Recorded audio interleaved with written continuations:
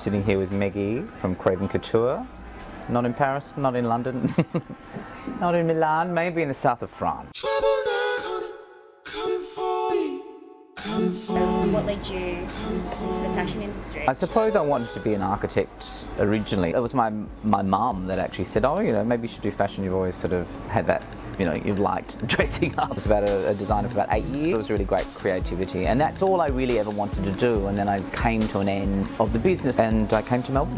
What did you hope for when you came to Melbourne? Well, Melbourne was a place that I saw that really embraced their young designers. Lots of other friends of mine were going to London and New York, and I thought, no, I'm going to stay in Australia. I think there's opportunity here. Transition from designer to buyer to stylist, was that quite thin? There were, of course, stylists around for a long time, but there weren't that many, and it's not like what it is today. And I know that when I started work, people would ask, what do you do? And they'd say, especially if I was in America, they would say, oh great, what do you think of my hair? And I'd say, no, I'm not a hairstylist, I'm a clothing stylist. I sort of went, hey, this is great. Yeah. This is not what I planned at all. I get to play with clothes, but I know how clothes are made. Do you still like to push young designers? Most definitely. Most definitely. That's always been my big thing. Because I have been a young designer and a small designer, I do understand that you need help. You need people to be there for you. An emerging designer or young designer that you think is really exciting that we really There's need to look out for? There's a few, and they're all Melbourne. I know that sounds very Melbourne-centric, but there's Christina Exie, I think is amazing. She's a Melbourne designer. She won Project Runway Australia last year. A duo called Neo Dia, who I love as well. You're saying earlier you spent some time in Milan. I went to Milan with a friend of mine, Philip Boon, who's an amazing man, amazing friend, amazing photographer. And so I just went over there and thought,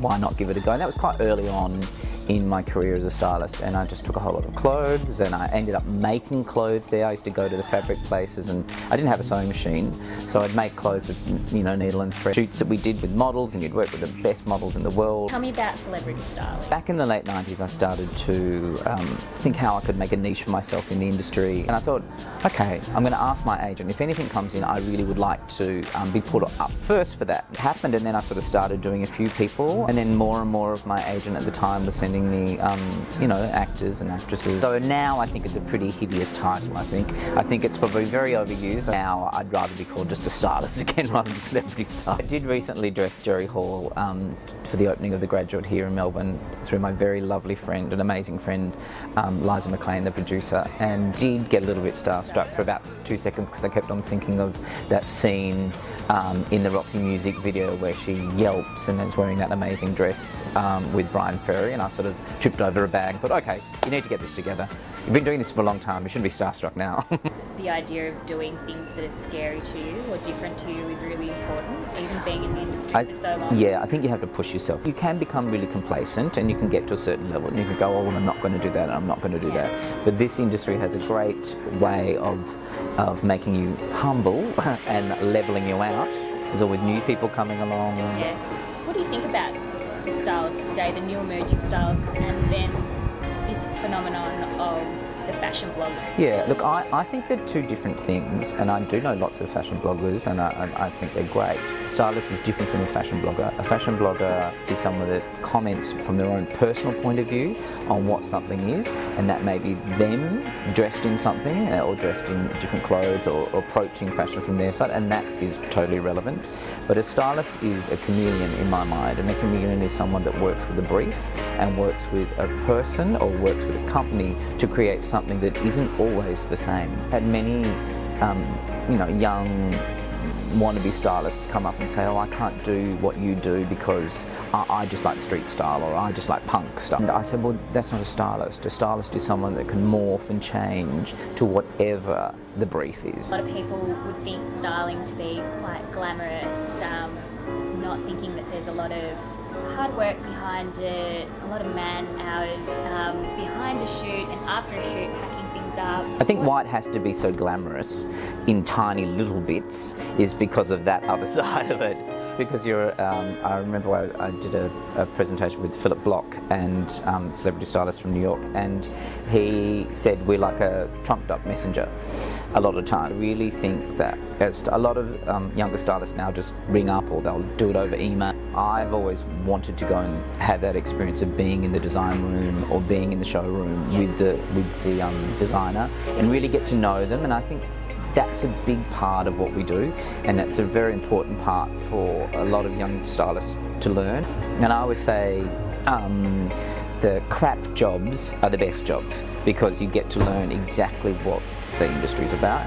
Do you think assisting is important? Definitely. I wish I had assisted more. I didn't really assist. I was at a point in time where I suppose there weren't that many styles out there, and I was sort of really thrown into the deep end because I knew people and I was a clothing designer already. Tell us about Fashion Talk.